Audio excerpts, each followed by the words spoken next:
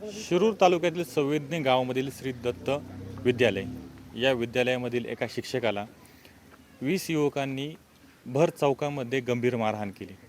या मारहाणीनंतर आज सकाळी त्या शाळेतील विद्यार्थीही आंदोलनाला बसले होते।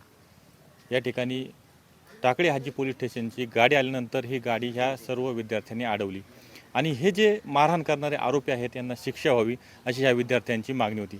त्यानंतर हे संपूर्ण या ठिकाणी जे काही ग्रामस्थ आहेत, सविन्य गावचे ग्रामस्थ हे आता पोलीस स्टेशनला या ठिकाणी आले आहेत आणि ह्या पूर्ण गावकऱ्यांचं म्हणणं असं आहे की हे ज्या शिक्षकाला मारहाण केली हे जे आरोपी आहेत, हे जे युवक आहेत यांना याबाबत त्यांच्यावर गुन्हा दाखल झाला पाहिजे अशी या गावाची भूमिका आहे। त्यांचं असं म्हणणं आहे की ही जी बाब आहे ही चुकीची झालेली आहे, कुठेतरी यामध्ये गावाची बदनामी झालेली आहे। मात्र हे सगळं असताना ही जी मारहाणीची बाब होती ही फार गंभीर होती। या गोष्टीचे काही गावकरी आहेत जे प्रत्यक्षदर्शी आहेत। दादा काय सांगा, या ठिकाणच्या शिक्षकांना ज्यावेळी मारहाण होती त्यावेळी तुम्ही त्या ठिकाणी होते, काय तुम्ही पाहिलं होतं? 5-6 गाड्या आल्या होत्या। त्या गाड्यांवरती सरांना मध्ये टाकून आणलं होतं, त्यांचा हात वगैरे बांधलेले होते गावात बांधलेले होते गावात आल्यानंतर आम्ही तिथं होतो। आम्हाला पहिलं कळलं नाही कोणाला घेऊन आलेत म्हणून। आम्ही 5 मिनटं पाहतच राहिलो, कोणी काही आम्हाला समजा नाही। त्यांचे जरा कपडे वगैरे टी शर्ट वगैरे असल्यामुळे मग 5-10 मिनटं 1-2 मिनटांनी आम्हाला कळलं की सर आहेत आमचे। मग आम्ही मध्ये गेलो आणि त्या सरांना कवडी घालून बाहेर घेण्याचा प्रयत्न केला, पण ते जास्त असल्यामुळं काय आम्हाला ते लगेच जमलं नाही त्यांना लगेच बाहेर काढायला। मग आमच्या गावातले बाकीचे 5-6 पोरं आल्यानंतर मग त्या सरांना कवडी घालून आम्ही बाजूला घेऊन आलो। किती लोक होते? 15 ते 20 जणांच्या मेळामध्ये होते सगळे। गंभीर मारहाण करत होते, मग तुम्ही ते सोडवण्याचा गावकऱ्यांनी प्रयत्न केला नाही का? केलं ना गावकऱ्यांनी प्रयत्न, पण पहिलं काय झालं हे कुणाला माहीत नव्हतं। कोणी हे म्हणजे समजलंच नाही ना, त्यांनी तोंड वगैरे बांधलं असल्यामुळं त्याच्यामुळे लगेच कोणी मध्ये गेलं नाही। मग ज्यावेळी समजलं सरेल गावची, मग सगळेच गावकरी आले आणि सगळ्यांनी सोडवलं त्यांना। आता तुमचं नाव सांगा आणि कुठं राहतो? प्रमोद पडवळ, सविंदने।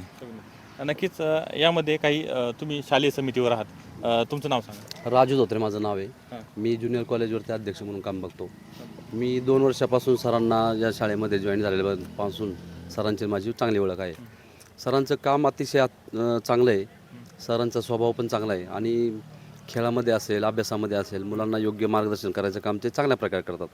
त्याच्यामुळं सरांशी आमचं नातं म्हणजे असं मैत्रीपूर्वक नातं आहे। आणि आम्हाला जेव्हा प्रकार कळला की सरांना खूप मारहाण झाली तर ते बघितलं तर कोणी अनोळखी 5-25 मुलांनी येऊन सरांना जणू काय आपण बकराला जसं धोपडतो तशा प्रकारे अमानुष कृत्य करून सरांवरती अत्याचार केला।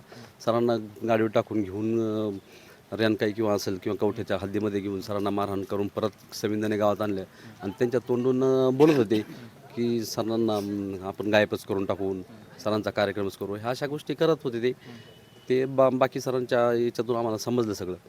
आता हे सगळं जरी झालं तर आज पूर्ण गाव त्यांच्या मागे उभं आहे। तर हे गाव उभं राहिले, आज मुलं त्यांच्या मागे उभं राहिले, नक्की असं काय त्यांचं काम आहे का ज्यामुळे ही सगळी लोक त्यांच्या मागे उभं राहिले? नाही, सरांचं कामच खूप छान आहे, त्याच्याबद्दल कुठलाही शंका नाही आहे। आणि सरांच्या याच्यावरती जर बघितलं तर सर खेळामध्ये असेल, मुलांना शिकवण्याचं काम असेल, अभ्यासामध्ये असेल, मुलांना शिस्त लावण्याचं काम असेल, हे सरांचं जे कर्तव्य आहे ते करतातच।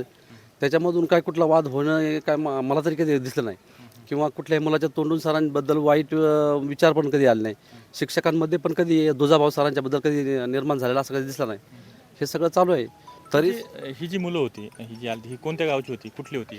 हे जे 5-25 मुलं जी आली ती कवठे गावची होते। पण कवठे गावची आता जी नावं आहेत ती नावं आपण सादर केलेली पोलीस स्टेशनला।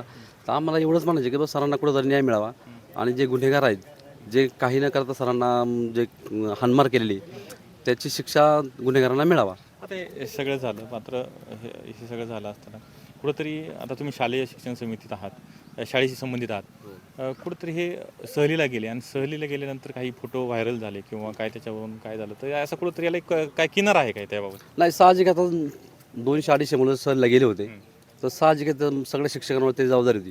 नुसते सरच नाही, तिथं आमच्या 10-15 मॅडम पण शिक्षिका पण सहलीला होत्या। आता साहजिक तिकडे गेल्यानंतर सगळ्या मुलांना फोटो बिटो काढणे, कुठं काय होते हा प्रकार होतात। आता ज्यांच्या मार्फत मारहाण झाली तर त्यांनी सांगितलं होतं की काहीतरी तिथं घोडे मैदानावरती काहीतरी सगळ्या मुलं होतेच ते सगळे, असा प्रकार तिथं आहे। घोड्यावर बसवण्याचं काय नाही, ते फक्त आता ती एक लहान मुलगी होती, ती रडत रडत सरांकडे आली होती का मला घोड्यावर बसवा म्हणून सरांनी तिला उचलून घोड्यावर बसवलं।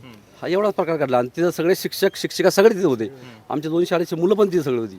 मग त्याच्यातून काही असा बाकी प्रकार नाही असा काही दिसला। आणि हे आम्ही नाही तर सगळे मुलं सांगतायत ते सगळं। आणि जेव्हा मुलांना कळलं की सरांना हा मारहाण केली, तर सकाळी अक्षरशः मुलांनी सरांना न्याय मिळालाच पाहिजे ह्या घोषणा देऊन पोलिसांची गाडी अडवली आणि पोलिसांना सांगितलं हा इथंच ह्या ठिकाणी न्याय मिळाला पाहिजे. पण नक्कीच हे सगळं जे आहे हे आपण आता पाहिलं, जे काही आंदोलन झालं तेही आपण या ठिकाणी पाहिलं होतं. मात्र हे संपूर्ण संवेदने गावचे जे लोक आहेत, ग्रामस्थ आहेत, त्याच्याबरोबर लोकप्रतिनिधी आहेत, हे सध्या ह्या शिक्षकामागं उभे राहिलेले आहेत. ह्या नितीन चव्हाण या शिक्षकामागं आपण उभे राहिलात. तुमचा परिचय सांगा पहिला. मी ॲडव्होकेट भोलेनाथ पडवळ. मी गावचा आता सध्या ग्रामपंचायत सदस्य आहे, माजी उपसरपंच आहे. आणि आमच्या गावची जी शाळा आहे 11वी असेल 12वी असेल हे आमची अनुदानित तत्वावर विनाअनुदानित तत्वावरची काय आमची. आम्ही सगळेजण ग्रामस्थ मिळून ती शाळा चालवतो. आता हा जो विषय आहे आता पडवळ साहेब, आता एक स्पष्ट विचारतो, आज तुम्ही एक अनुभवी माणसं आहेत, समाजात करता, हे सगळं होतं. मात्र प्रत्येक गोष्टीला काही ना काही कारण असतं, किनार असतं. कोणती गोष्ट अशीच घडत नाही. तर नक्की याच्यामग काय गौड बंगाल आहे, काय कटकार असताना हे स्पष्ट सांगा. 100% सांगतो मला की कुठल्याही कारणाशिवाय कुठली घटना घडतच नाही. त्याच्या मागे काहीतरी कारण असतंच. पण नैसर्गिक दिसते आम्हाला. काय झालं की बऱ्याच इथून मागे घटना घडल्या. काय झालं की आमची शाळा गेली 10-12 वर्ष टॉपला आहे पंचक्रोशीमध्ये. आता काय होतं की प्रत्येकाला वाटतं जी शाळा चांगली त्या ठिकाणी आपलं विद्यार्थी जावा. त्या पद्धतीने लोक हे करतात. त्याचा काहीतरी परिणाम बाकीच्या शहराच्या गावाच्या शाळांवर 100% होतो. आम्ही नाही म्हणत नाही काही. पण त्यातून ती स्पर्धा निकोप असायला हवी होती. असं काही मागं अशा काही घटना घडल्या की त्या घटनांमुळे थोडंसं बाबा कसं एक प्रकार असतो ते शाळेला बदनाम करणं, ती गोष्ट असते.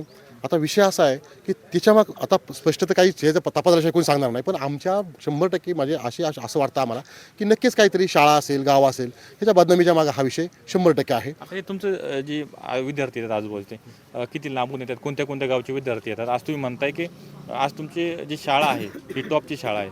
नक्की कुठून कुठून विद्यार्थी येतात? लोणी, कोंदेवाडी, परत कवठेमाई, मांदळवाडी, म्हणजे इचकेवाडी, म्हणजे माझं गाव आणि आजूबाजूच्या पंचक्रोशीत जे काही आजूबाजूची सगळी गावं आहेत, सगळ्या गावातून विद्यार्थी आमच्या शाळेत येतात. आणि फार लाखोपासून शाळा नाही. आहेत ना त्या गावांनी शाळा. मी तुम्हाला काय सांगितलं पहिल्यांदा की आज काय प्रत्येक पालकाला काय वाटतं की माझा मुलगा अशा ठिकाणी शिकला पाहिजे, ज्या ठिकाणी शिक्षणाला क्वालिटी आहे, ज्या ठिकाणी चांगलं शिक्षण त्याला भेटू शकतं. म्हणून तर त्यांचं आम्ही काही कधी कोणाला जात नाही सांगायला का तुम्ही आमच्या शाळेत या म्हणून. कसं होतं, तुमची प्रसिद्धी असेल तर लोक आपोआप तुमच्याकडे येतात, असा विषय आहे. आणि आमच्या गावाचं जेवढं शाळेवर लक्ष आहे, तर शिक्षक असतील, आम्हाला जरी कधी कळलं की एखादा शिक्षक स्वतःचं काम चुकारपणा करतो, आम्ही स्वतः संस्थेमध्ये जातो, ते सांगतो की हा मला शिक्षक नको आहे. असं कळलं कुठल्या एखादा शिक्षक आहे ते आम्ही केलेलं आहे. आम्ही चांगले शिक्षक किंवा जर चांगला शिक्षक असेल आणि युवाने त्याची बदली जर झाली विनाकारण, तर आम्ही त्याच्याकरता सुद्धा प्रयत्न करतो की नको आमचे शिक्षक कोणी चांगले शिक्षक जायला नाही पाहिजे. हे सगळं आम्ही करतो. ही शाळेचं सगळं नावलौकिक आहे सगळं आहे. असं असताना मी काय म्हणतोय, समजा मी माझं एक स्पष्ट आपल्या माध्यमातून एक सांगणं आहे, हे काही जंगलराज आहे का? एखाद्या सिने स्टाईलने यायचं आणि काय टीम तर सरा कोणी चुकला असेल आपण एक वेळ समजू शकतो किंवा समजा काय झालं असेल तर त्याला तुमची व्यवस्थित त्याला आहे ना, सगळी व्यवस्था आहे. आपण एक सुसंस्कृत समाजामध्ये राहतो, ठीक आहे ना. तुम्ही त्याबद्दल तक्रार करा, त्याची शहानिशा होऊ द्या, किंवा तुम्हाला कोणी काय सांगितलं काय नाही असं काय निघायचं आणि मग सगळं करून जायचं. करून गेल्यानंतर अजूनही तुम्ही एवढं सगळं होऊनही आज सगळं गाव बसलं आहे, सगळा गावाचा व्यवहार बंद आहे, सगळी शाळेचे विद्यार्थी बसलेत रस्त्यावर येऊन, तरी अजूनही कोणी पुढे येऊन असं झालं म्हणून आम्ही असं केलं असं सांगायला कोणीच तयार नाही. मग जर ते हे असतील का नाही, मग ते पळून जायचं काय कारण होतं त्यांचं? त्यांनी रिसर येऊन तक्रारी करायच्या ना.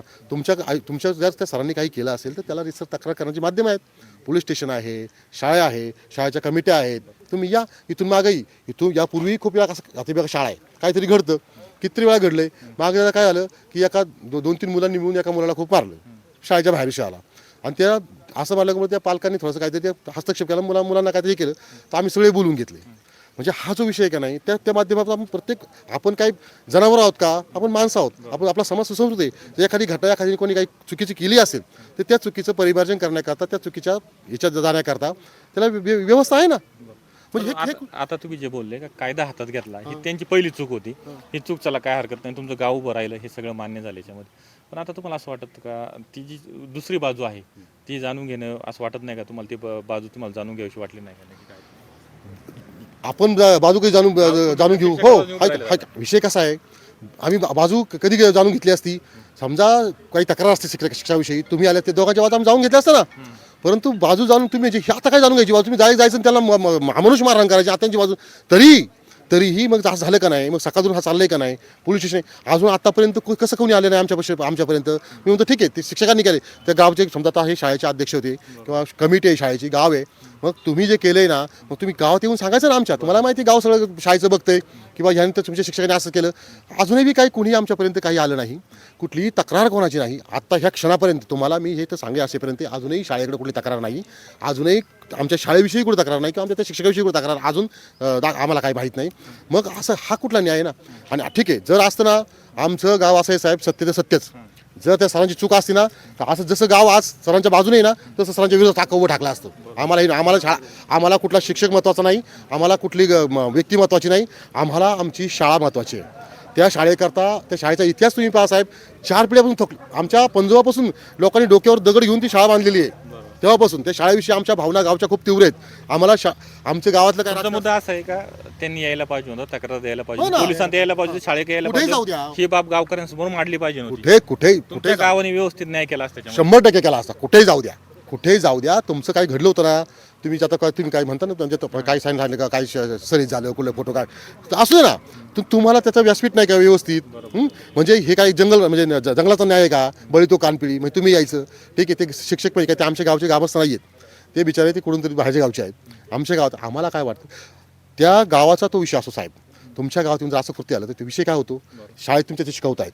म्हणजे आमच्या इथं तुम्ही काहीही करू शकता, कोणालाही मारू शकता, काहीही करू शकता तुम्ही. हा जो उद्दामपणा आहे हा कुठंतरी हा जो माज आहे हा ठेसला पाहिजे. याच्याकरता प्रशासनाला करता त्याकरता आम्ही तिथं धरणे दिली, शाळेने धरणे दिली, ग्रामस्थांनी सगळं गाव बंद ठेवलं आणि प्रशासनाला तिथं बोलून घेतलं. प्रशासनाला त्या सगळ्या ती भावना, जनतेच्या तीव्र भावना दाखवल्या. त्यांनी आम्हाला सर्व ग्रामस्थांसमोर, सर्व गावासमोर प्रशासनाने आम्हाला सांगितलं आम्ही 100% सरांना न्याय देऊ आणि आता काय सत्य परिस्थिती का कळलं असं ही परिस्थिती आम्ही मला बाहेर काढून दाखवू. त्यांनी आम्हाला केंद्रे साहेब जे आहेत, शिरोळ पोलीस स्टेशनचे PI साहेब आहेत, त्यांनी आम्हाला तिथं सगळ्यांना आश्वासित केलं सगळ्या ग्रामस्थांना की 100% आम्ही याच्यातल्या सत्यतेच्या मुळापर्यंत जाऊ, हा तुम्हाला आम्ही शब्द देतो. त्यानंतर आम्ही सगळे थांबलो आहे. शेवटी कसं आहे, प्रशासन बी शेवटी माणूसच आहे, त्यांना बी तपास करण्याकरता काय करण्याकरता वेळ पाहिजेच. यातून जे काही सत्य बाहेर येईल ते येईल. परंतु हा जो प्रकार घडला आहे ह्या प्रकाराचा माझा पूर्ण गाव तीव्र शब्दात निषेध व्यक्त करतो आहे. आणि ह्या गोष्टीला ही जी समाजामध्ये जी की प्रवृत्ती आहे ही फोफवली नाही पाहिजे साहेब. त्यामुळे प्रशासनाला माझी आपल्या माध्यमातून विनंती आहे की हे जे गुन्हेगार आहेत त्यांना तुम्ही पकडा आणि यांच्या कृत्याची सजा यांना दिलीच पाहिजे. नक्कीच गावकऱ्यांचं असं म्हणणं आहे की जी या शिक्षकाला मारहाण झाली, सविन्य गावच्या विद्यालयातील शिक्षकाला जी मारहाण झाली ही चुकीची आहे. ही जी मारहाण ज्यांनी केली त्यांना ही शिक्षा झालीच पाहिजे. त्यांचं याबरोबर असं म्हणणं आहे की एखादी शिक्षकाकडून चूक झाली होती तर ती आज त्याला न्याय देण्यासाठी पोलीस आहेत किंवा शालेय समिती आहे किंवा ग्रामस्थ आहेत. ही जर बाब त्यांच्या समोर आली असती तर नक्की याच्यामध्ये शिक्षक असेल किंवा कोणी जे चुकीचे जे असतील त्यांच्यावर कारवाई झाली असती. मात्र ह्या लोकांनी असं काही न करता थेट कायदा हातात घेऊन या शिक्षकाला अमानुष मारहाण केली. त्याबद्दल ह्या सर्व ग्रामस्थांनी एकत्र येऊन, त्याबरोबर शाळेतल्या विद्यार्थ्यांनी एकत्र येऊन आंदोलन केलं. आणि ही जी मारहाण झाली अमानुष ही चुकीची होती, ही एक शाळेची बदनामी करणार होती असं ह्या लोकांचं म्हणणं आहे. आणि ही जी गुंडगिरी होती ही घातक गुंडगिरी आहे, ही ठेचून काढली पाहिजे असं या ग्रामस्थांचं म्हणणं आहे. अमोल जाधव, पुणे सुपरफास्ट, सविन्य.